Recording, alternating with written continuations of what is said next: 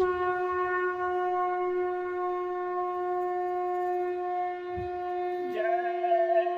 गुरुदेव।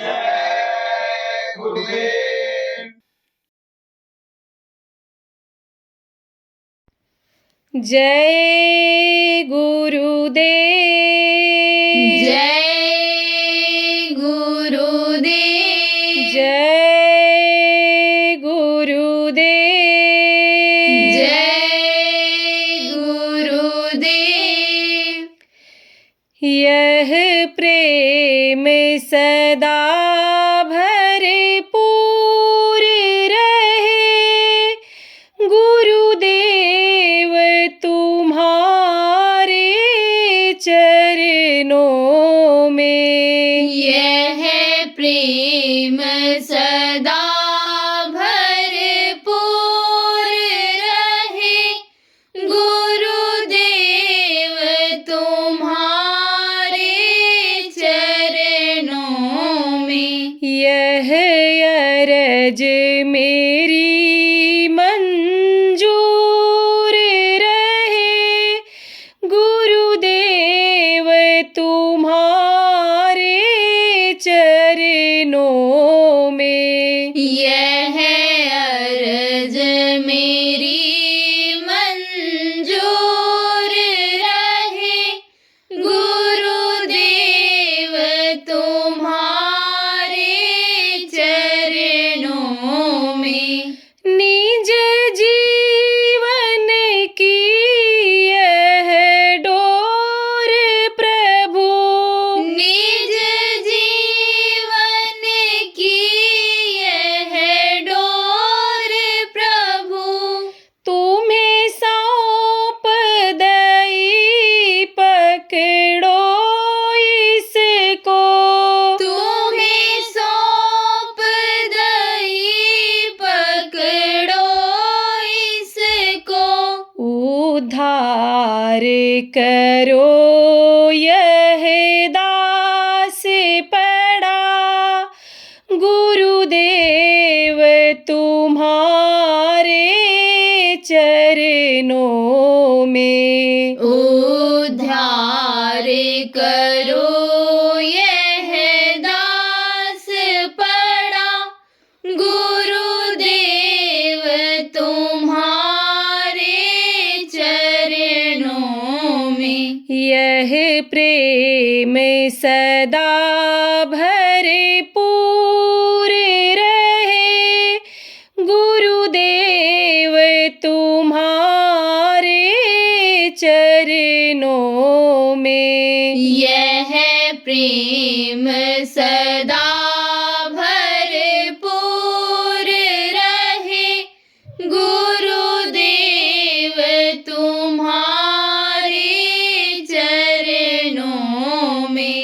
संसार में देखा सार नहीं, संसार में देखा सार नहीं, तब गुरु चरणों की शरण गई। तब गुरु चरणों की शरण गही। भव बंध कटे यह विनती है, गुरुदेव तुम्हारे चरणों में। भव बंध कटे यह विनती है, गुरुदेव तुम्हारे चरणों में। यह प्रेम सदा भरपूर रहे, गुरुदेव तुम्हारे चरणों में। यह प्रेम सदा भरपूर रहे, गुरुदेव तुम्हारे चरणों में। नयनों में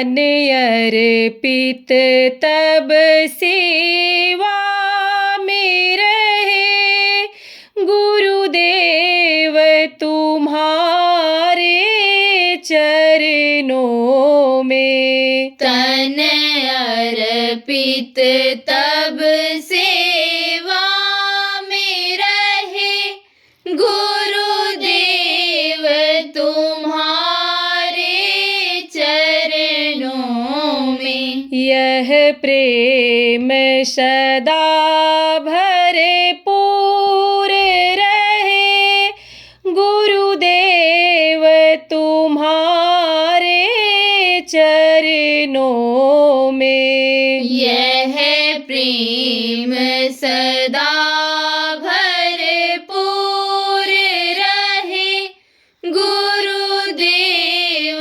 तुम्हारे चरणों में। जो शब्द मेरे मुख से निकले, जो शब्द मेरे मुख से निकले, मेरे नाथ उन्हें समझे पिघले। मेरे नाथ उन्हें समझे पिघले। मेरे भाव सदा ऐसे ही रहे, गुरुदेव तुम्हारे चरणों में। मेरे भाव सदा ऐसे ही रहे, गुरुदेव तुम्हारे चरणों में। यह प्रेम सदा भरपूर रहे, गुरुदेव तुम्हारे चरणों में। यह प्रेम सदा भरपूर रहे, गुरुदेव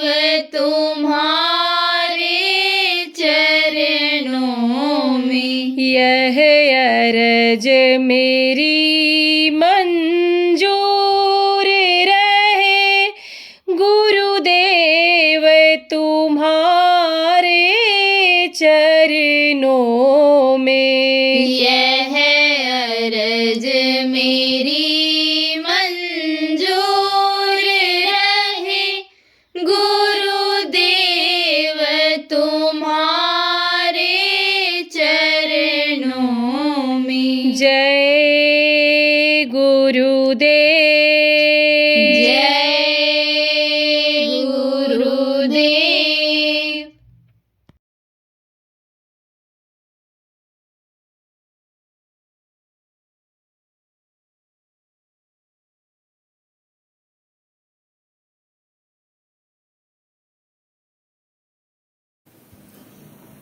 पंजाब में 10 गुरु हुए, जिनमें अर्जुन साहब अनिल जो है एक 5वें गुरु हुए हैं।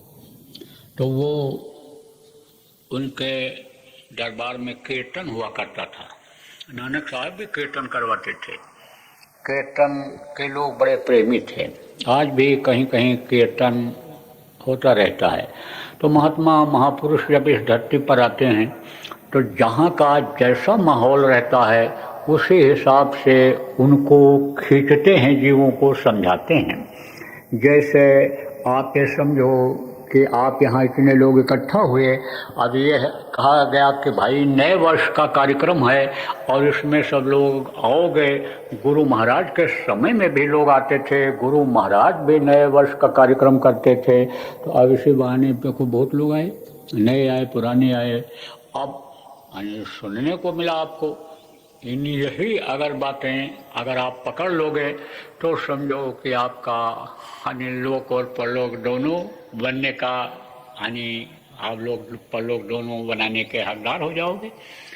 तो ऐसे दोहा, चौपाई, कवित्त और जितनी भी ये समझो कि जितनी भी चीज़ें किताबों में लिखी हैं, जहाँ जहाँ जैसा जैसा माहौल रहा उसी हिसाब से महात्मा जब आए, पूरे संत जब आए, तो जीवों को उन्होंने समझाया। देखो ये रामचरितमानस जो गोस्वामी जी महाराज ने लिखा, ये इसमें अवधि शब्दों का प्रयोग बहुत ज़्यादा है। अवध जिसको कहते हैं, ये अयोध्या, तो अयोध्या के आसपास जो बोली बोली जाती है वही बोली के बहुत से शब्द उसमें हैं। तो अब इसका अर्थ लिख देने पर लोगों के समझ में आने लगता है। तो अब रामायण ये जो लोग लिखे उसका अर्थ भी लिखे, उसका अर्थ जो पढ़ करके समझाया महात्माओं ने, संतों ने, उसको उन्होंने लिख दिया, तो अब लोगों के समझ में भी आता है। और अर्थ अगर न समझा गया या न समझाया गया, चौपाइयाँ ही पढ़ते चले गए, तो लोग बस यही सोच लेते हैं कि चौपाई पढ़ने से ही यानी समझो कि उद्धार हो जाएगा, कल्याण हो जाएगा। गुरु ग्रंथ साहब का पाठ करने से ही यानी समझो कि उद्धार हो जाएगा। लेकिन अगर उनके अर्थ को समझा दिया जाए और उन बातों को लोगों को पकड़ा दिया जाए तब तो फायदा हो जाता है। पहले ऐसे होता था, समझाते थे और बातों को पकड़ाते थे, लोग पकड़ते भी थे। तो जैसे देखो कि मदारी होता है, आता है खेल दिखाने के लिए, डमरू बजाता है। डमरू जब बजाता है तो इकट्ठा हो जाते हैं गांव के बच्चे, और उनको अपना जिस काम के लिए आता है, खेल दिखाने, तमाशा दिखाने, ये दिखा देता है जब, तो वही बच्चे जाते हैं उसके लिए कुछ ले आते हैं। उसका भी खर्चा चलता रहता है। उसके जो बच्चे होते हैं, परिवार के लोग, रिश्तेदार, हित मित्र होते हैं, उनको भी कुछ खाने पीने, आदर सत्कार, सम्मान में मिल जाता है। तो आपको समझने की ज़रूरत है कि उस समय कीर्तन करवाते थे लोग। तो कीर्तन में यानी समझो कि आवाज़ को सुन करके लोग आते थे। तो यह मन है ना, यह मन बाहर का ज़्यादा पसंद करता है। जैसे गाना बजाना, कीर्तन, जैसे आप ये समझो मुशायरा, कवि सम्मेलन और ये सब हंसी मजाक, इन चीज़ों को मन ज़्यादा पसंद करता है। तो जैसे बच्चे को पढ़ाना होता है तो उसको पहले यानी किस्सा कहानी दृष्टांत सुनाते हैं, उसको बच्चे को पहले मिठाई खिलाते हैं, बच्चे को खुश करते हैं, बच्चे का मन उसमें लगा देते हैं। कहते हैं देखो ये एक बिस्किट मिलेगा, अब एक गिनती गिनो, 2 बोलोगे 2 मिलेगा, 3 बोलोगे 3 मिलेगा। उसी लालच में वो बच्चे पढ़ने लग जाते हैं, और फिर उसके बाद उधर से उनका मन हट करके केवल पढ़ाई में लग जाता है।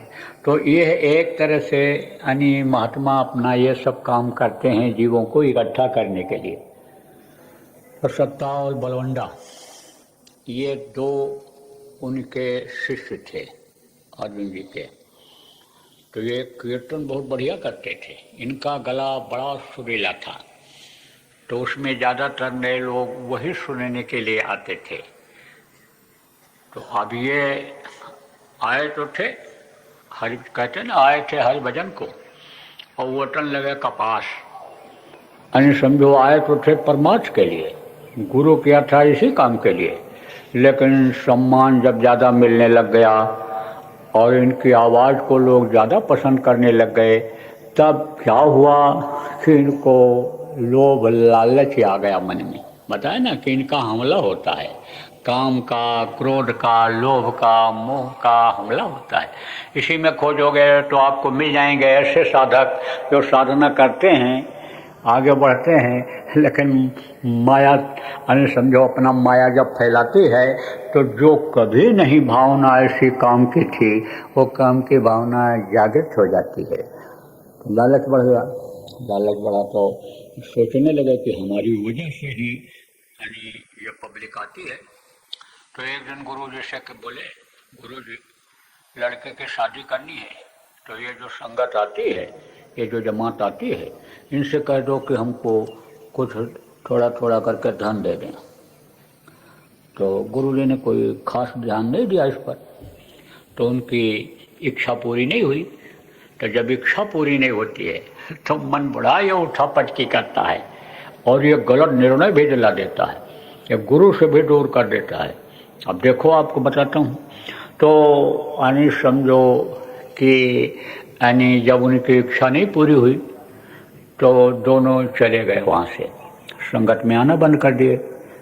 गुरु जी ने कहा कि भाई क्यों नहीं आ रहे हैं कीर्तन करने, बुलवाओ। बुलवाए लेकिन गए नहीं। क्यों नहीं गए? क्योंकि गुरु जी ने उनके मन की इच्छा पूरी नहीं किया, नहीं गए। तो गुरु जी ने भी सोचा एक जीव है, ये भटक जाएंगे, बड़े मुश्किल से ये यहाँ तक पहुँचे हैं, अब यह है कि ये भटक जाएंगे तो ठीक नहीं है। तो खुद गए और बोले कि चलो कीर्तन करो। बोले कि हमको शादी करनी है और हमारे पास पैसे नहीं हैं। गुरु जी ने कहा भाई थोड़ा बहुत हमारे पास है, हम दे देंगे और फिर आगे देखेंगे जैसा होगा, चलो। लेकिन अब यहाँ देखो उनको अहंकार आ गया, वहाँ तो लोभ पैदा हुआ, अब यहाँ अहंकार आ गया कि हमारे बगैर गुरु का चलेगा नहीं, कौन कीर्तन करेगा। वो तो हमारी सुरीली आवाज़ की वजह से ही ये यहाँ आती है संगत, जमात यहाँ पर सुरीली आवाज़ सुनने के लिए आती है। नहीं गए, बोले नहीं जाएंगे हम, साफ मना कर दिया। तब उन्होंने कहा तुम्हारे अंदर अब मनमुखता आ गई, मनमुखता नहीं करनी चाहिए। अब और उसमें आ गए वो, किसको कहते हैं, प्रतिशोध, जिसको रिएक्शन कहते हो, उल्टा सोचने लगे और इनको उल्टा सीधा कहने लगे गुरु को, और इनके गुरुओं को भी जो पहले हुए नानक साहब वगैरह, उनको भी उल्टा सीधा कहने लग गए। कहते हैं ना, विनाश काले विपरीत बुद्धि, जब समय खराब आता है तब बुद्धि उसी तरह की हो जाती है। और जैसे देखो एक आदमी कोई एक गलती करता है तो गलती पे गलती करता जाता है, क्योंकि गलती करने की ही आदत बन जाती है, इसलिए गलती करते चले गए। तो उनको बहुत ख़राब लगा, किसको, अर्जुन साहब को बहुत ख़राब लगा कि हमारे गुरुओं की निंदा कर रहा है। तो कहा देखो भाई, हमको तुम गाली दे दो, हमको तुम कुछ भी कह दो, लेकिन हमारे गुरुओं को हमारे सामने यानी तुम कहते हो, यानी तो ये तुम्हारे लिए ये ठीक नहीं है, तुम्हारी बुद्धि भ्रष्ट हो गई, तुम्हारा तो मुंह देखना मुश्किल है, मुंह देखने से कलंक लगेगा, पाप लगेगा, जाओ अब तुम दरबार में कभी नहीं आ सकते हो, अब तुम्हारा यानी मुंह देखना पाप है, जो देखेगा उसको भी पाप लगेगा, वो भी पापी हो जाएगा, तुम्हारा मुंह देखना ठीक नहीं है। और जो तुम्हारा मुंह देख करके सिफारिश करने भी आएगा, उसके मुंह में कालिख लगा करके गधे पर बिठा करके और वहाँ घुमाया जाएगा। चले आए, आप तो समझो झटका दे करके चले आए। अब दूसरे को बुलवाया, तो यह तो बात होती है कि मैं कर रहा हूँ, मैं कर रहा हूँ, मैं कर रहा हूँ। आदमी करता है, अरे करता करे न कर सके, गुरु करे सो होए, गुरु ही करता है, गुरु ही करवाता है, प्रभु ही करवाता है, जिससे काम लेना होता है उसको अकल बुद्धि वही देता है। अकल किसकी, बुद्धि किसकी, यह शरीर किसका, आत्मा किसका, यही तो नहीं पता लगा पाते हैं लोग। यही तो भूल और भ्रम की दुनिया में भूल और भ्रम में पड़ जाते हैं प्रेमियों। इसीलिए सत्संग की जरूरत पड़ती है, इसीलिए अनि मैल आई सब कट कट जावे, सत्संग जल जब कोई पावे। जब सत्संग मिलता है तब ये गंदगी साफ होती है, नहीं तो ये गंदगी और गंदा करती चली जाती है। सफ़ेद कपड़ा पहनते हो और गंदा हो जाता है, सफाई न करो तो गंदा होता ही जाता है, उसमें यानी समझो चकत्थे जगह जगह पड़ जाते हैं, जगह जगह जो है गंदगी झलकने लग जाती है। तो बुलवाया दूसरे को, और दूसरे को बुलवाया तो और बढ़िया बोलने लगे और बढ़िया करने लग गए। पहले जब ये था कि यही करते हैं, इन्हीं की वजह से ऐसा है, ये नहीं करेंगे तो और कौन करेगा, दूसरे आए वो और बढ़िया किए, कीर्तन करने लग गए और भीड़ इकट्ठा होने लग गई। अब हुआ क्या कि जो कर्म अच्छे कर्म रहते हैं उन्हीं से सेवा मिलती है, उन्हीं से यानी समझो संस्कार बनता है, उन्हीं से सम्मान मिलता है, उन्हीं से यानी समझो कि ये दुनिया की चीज़ें सुलभ हो जाती हैं। तो वो कर्म कट गए, जब नज़र हट गई तो वो अच्छे कर्म यानी समझो दब गए, और जो जान अनजान में बन गए थे कर्म वो हावी हो गए, पड़े बीमार पड़े तो दवा में पैसा खर्च हो गया। उसके बाद में ये उंगलियां कट के गिरने लग गई, जिनको कोढ़ कहते हैं, कोढ़ हो गया। तो अब बहुत परेशान। अब जहाँ जिस सत्संगी के यहाँ जाएं, जिस प्रेमी के यहाँ जाएं, जिस गुरुवारे के यहाँ जाएं, वही दरवाज़ा बंद कर ले कि गुरु ने कह दिया मुँह देखना पाप है, मुँह देखना पाप है। तो कौन इसका मुँह देखेगा? बहुत परेशान। तो एक लड्ढा थे, लड्ढा कौन थे? वो भी उन्हीं के शिष्य थे। तो देखो प्रेमियों, आप इतने लोग बैठे हो, लेकिन सबके अंदर एक जैसा भाव नहीं है। कोई देखो ज़्यादा परोपकारी होता है। परोपकारी किसको कहते हैं? जैसे देखो ठंडी में सुबह सुबह उठे होंगे, बर्तन धोए होंगे और फिर आपके लिए बना रहे होंगे, सुबह सुबह उठे होंगे, झाड़ू लगा दिए होंगे, पानी भर करके ला करके आपके लिए रख दिए होंगे। अब यहाँ से जब उठोगे आप जाओगे तो गरम गरम आपको कुछ खाने को मिल जाएगा, पानी पीने को मिल जाएगा, साफ जगह पर जहाँ चटाई बिछा दिए होंगे वहाँ बैठने की जगह मिल जाएगी। सब ऐसे नहीं होते, सब नहीं होते। देखो यह लाजिमी भी है, सब एक नहीं होना है। सब एक कैसे हो सकता है? छोटा बड़ा उंगलियां, देखो उंगलियां ये छोटी बड़ी होती हैं हाथ की, सबकी ज़रूरत पड़ती है। आप ये समझो उतनी पकड़ नहीं रहेगी अगर बराबर उंगली हो जाएगी। ऐसे बराबर करके पकड़ो, पकड़ नहीं बनेगी। और ऐसे करके आप इसको किसी चीज़ को ऐसे उठाओ, बढ़िया पकड़ बन जाती है। तो ये कुदरती चीज़ है, एक जैसा नहीं होता है। लेकिन अच्छा अगर कोई सोचे तो वो अच्छाई उसके अंदर आ जाती है, कर लेता है। तो कुछ परोपकारी होते हैं, जैसे जो संत आते हैं काम करने के लिए, दूसरों के लिए ही आते हैं। कहते वृक्ष कबो नहीं फल बकाए, नदी न संशय नीर, परमार्थ के कारण संतन धरा शरीर, परमार्थ के लिए ही आते हैं। देखो पेड़ कभी अपना फल नहीं खाता, नदी अपना पानी कभी नहीं पीती है, ऐसे संत आते हैं। तो अच्छाई की नकल जिसको हो जाती है कि भाई देखो ये पेड़ फल देता है, जिसको लोग पत्थर भी मारते हैं, इतते हुए पाहन हनत उतते हुए फल देत, इधर से पत्थर लड़के मारते हैं और उधर से वो बढ़िया फल दे देता है, तो उसकी नकल करनी चाहिए। तो वो क्या हो जाते हैं?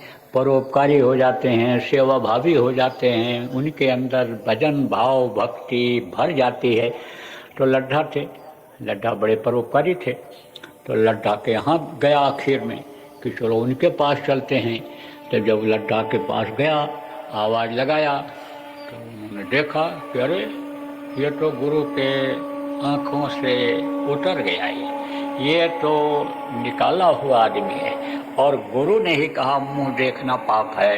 दरवाज़ा बंद कर लिया, दरवाज़ा बंद कर लिया। तब ये रोए कि लड्ढा भाई, बहुत उम्मीद से आपके पास आया हूँ, दुनिया में अब कोई सहारा नहीं रह गया। जिसको गुरु ने ठुकरा दिया, अब मेरे समझ में आया, उसके लिए कोई नहीं रह गया दुनिया में। लेकिन आपसे बड़ी उम्मीद करके आया हूँ, गुरु के नाम को अब बचाने के लिए, गुरु के लिए अब आप मेरी मदद कर दो। तब उन्होंने कहा ठीक है, जा देखता हूँ, जो मेरे से हो सकेगा करूँगा। लड्ढा ने क्या किया? लड्ढा गए, गधा पकड़े और अपना मुंह काला किया और गधे पर बैठ करके और लड़कों को पीछे हु हा करते हुए और चल पड़े। पहुँचे वहाँ शहर में, चक्कर लगाया अमृतसर में, और चक्कर लगा करके जब उधर जाने लगे तो लड़के हु हा कर रहे थे कि इसको लोग देख लें। ये सब डुगडुगी बजाते हैं तो उधर ध्यान लोगों का चला जाता है। ऐसे जैसे आप नारा लगाते हो शाकाहारी रहना है, आप समझो कि यानी जब कहते हो हाथ जोड़ कर बिना हमारी तजो नशा बनो शाकाहारी, जब आवाज़ लगाते हो तो लोग देख पड़ते हैं कौन जा रहा है, क्या कह रहा है। ऐसे ही यानी जब लड़के हुआ करें, पीछे से थपोड़ी बजाएं तो लोगों का ध्यान उधर चला जाए। कहाँ भाई ये तो लड्ढा हैं, लड्ढा देखो मुँह काला करके ये कहाँ जा रहे हैं। तो शोर शराबा हो रहा था। तो गुरु साहब ने कहा भाई शोर शराबा कैसे हो रहा है? लोगों ने कहा लड्ढा आ रहा है मुँह काला करके, मुँह काला करके आ रहा है।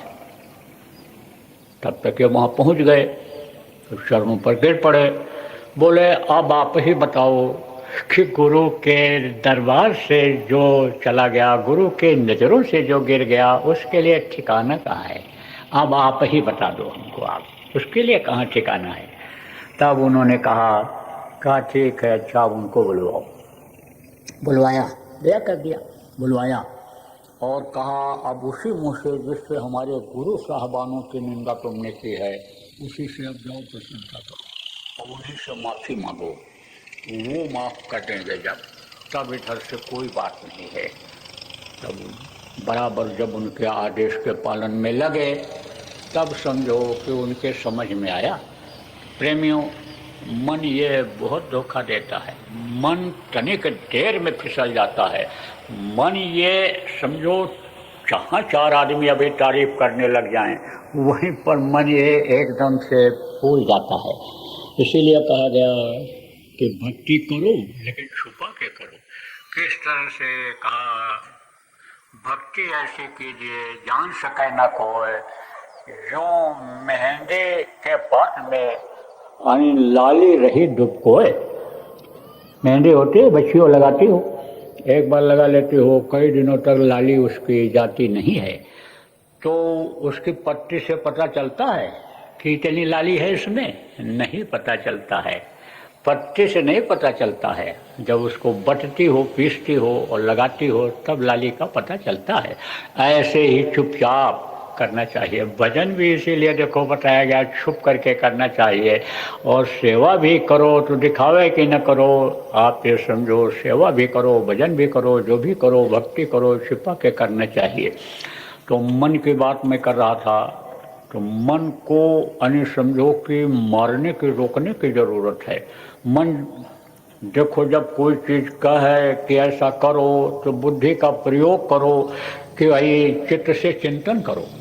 मन कह रहा है कि छीन लो, मन कह रहा है मार दो, मन कह रहा है ये गलत काम कर बैठो, तो विचार करो कि चिंतन करो कि इसका परिणाम क्या होगा, इसका क्या परिणाम होगा। परिणाम समझो कि अगर समझ में आवे कि गलत है, बुद्धि लगाओ वहाँ पर कि मार खाएंगे, मरे जाएंगे, समझा, तो समझो कि फिर उस काम को नहीं करना चाहिए, टाल देना चाहिए उस समय पर। मान लो हाथ से करने को जा रहे, पैर से करने जा रहे, यानी किसी भी अंग से करने जा रहे हो, तो उसको टाल देना चाहिए, हट जाना चाहिए वहाँ से। थोड़ी देर के बाद मन की ये गति समझो कि एक जैसी नहीं रहती है, बदल जाती है। मन ये भगता रहता, चलता रहता है, यह भी मनुष्य के लिए फायदेमंद होता है। समझ लो कि वो प्रभु अवसर देता है कि यह उससे बच जाए। इसलिए प्रेमियों, एक तो सत्संग सुनना चाहिए जिससे अच्छे बुरे की जानकारी हो जाती है, और फिर उसके बाद में मन अगर कोई ऐसा वैसा काम कराने की कोशिश करे शरीर से, तो उस समय पर उसको टाल देना चाहिए। मन को कहा गया मारना चाहिए। मारने का मतलब क्या है? मन रहेगा नहीं तो समझो कि एक जगह खाली रह जाएगी, सिस्टम ही बिगड़ जाएगा। तो जब तक ये जीवात्मा रहेगी, जब तक ये प्राणी शरीर के अंदर रहेंगे, मन भी रहेगा। वो तो हो ही नहीं सकता है कि मन मर जाए, खत्म हो जाए। मन मरने का मतलब क्या होता है कि मन के कहे करो मत कोई, मन जो कहे उसको मत करो, तो मन मर जाएगा। मन इच्छा पैदा नहीं करेगा, मन फुरना नहीं पैदा करेगा, मन मर जाएगा। और मन जब मर जाएगा तब यह आत्मा हावी हो जाएगी, आत्मा बलवान हो जाएगी, आत्म शक्ति आ जाएगी, आत्म ताकत आ जाएगी। और नहीं तो आपको मैं उदाहरण देकर समझाऊं कि जैसे कोई चीज़ रखी है, तो आत्मा कहेगी नहीं नहीं चोरी मत करो, भूख भी लगी है तो भूख को बर्दाश्त कर लो, लेकिन मन कहता है खा लो, कौन देखता है। और एक बार उठाया खाया, दो बार उठाया तो मन हावी हो जाएगा। और नहीं तो आत्मा जीती हुई रहेगी, आत्मा बलवान रहेगी। प्राण जाए बर वचन न जाए। संकल्प कर लिया कि वचन दे दिया तो दे दिया, प्राण निकल जाए तो कोई बात नहीं, ऐसा हो जाता है। संकल्प शक्ति आ जाती है, यानी समझो ताकत आ जाती है। तो प्रेमियों, ये जो देवी देवता हैं और ये जो त्रिदेव जिनको कहा गया है, यही ये सब कराते हैं, यही कराते हैं ये। तो समझो आपकी इनसे बचने के लिए कि हम फंसे न रह जाएं, इसलिए बराबर यानी गुरु के वचनों को याद करना चाहिए, तो इनसे यानी बचत हो जाती है। पाप और पुण्य दोनों ये बना देते हैं। कैसे, ये भी बता दें आपको। जैसे कोई दरवाजे पर आया तो आया तो मांगने के लिए, रोटी मांगने के लिए आया, तो कहा कि रोटी इसको खिला दिया जाए। भूखे को रोटी खिलाना पुण्य का काम होता है, ये मन में आया। फिर यानी समझो कि बुद्धि लगाया कि रोटी जो हमारी रखी है यह हम दे देंगे तो हमारे पास नहीं रहेगी, तो दें कि न दें। यह सामान हम दे देंगे तो हमारे पास से चला जाएगा, नहीं हमारे पास रहेगा ये, तो दें कि न दें। यही संकल्प विकल्प अनिश्चित करने लगता है, चलन करने लगता है। तब तक जो है ये हो जाता है कि दे दो खिला दो, कोई कमी है। आप समझो कि अहंकार जैसे आदमी को आता है, कोई कमी नहीं, दे दो खिला दो, तो दे दिया, तो क्या बन गया? पुण्य बन गया, उसका पुण्य बन गया। ये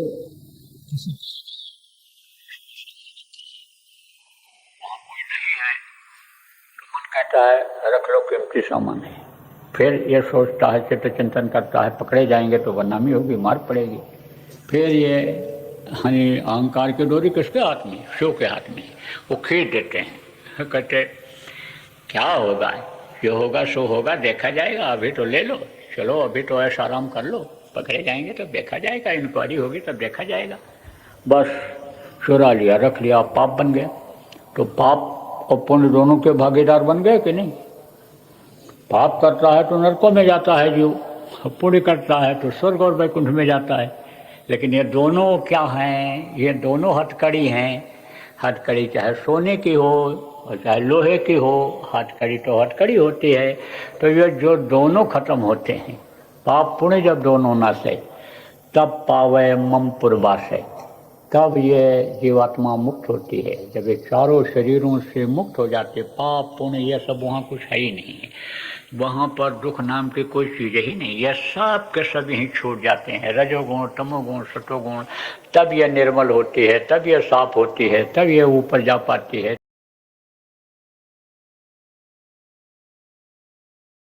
प्रकृति के नियम को लोग खराब कर दे रहे हैं। देखो इस धरती को गंदा करके हवा को दूषित कर दे रहे हैं, और अभी आप देखना कैसी हवा जहरीली हो जाएगी, सांस लेना मुश्किल हो जाएगा लोगों का। अगर यही हाल रहा, जानवर मारे काटे जाते रहे, तो यह हवा दूषित हो जाएगी, धरती की उपज भी कम हो जाएगी। यह भी कितना भी खाद डालोगे तो समझ लो कि ये पैदावार उस हिसाब से नहीं हो पाएगी जिस हिसाब से लागत लगेगी। अभी तो थोड़ा तत्व इसमें मौजूद है तो ज़्यादा लागत लगा दे रहे हो, और आपकी आमदनी बढ़ रही है, उसी उपज को बढ़ाने में लगे हुए हो। जय गुरुदेव।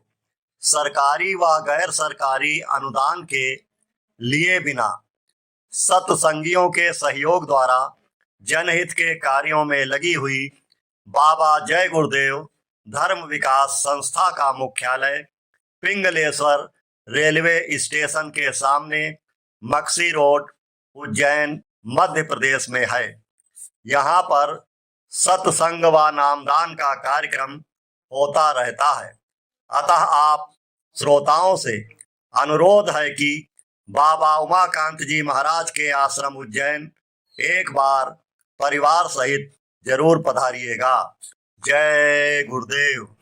आपके सुझाव के लिए व्हाट्सएप नंबर 9575600700। जय गुरुदेव। जय गुरुदेव।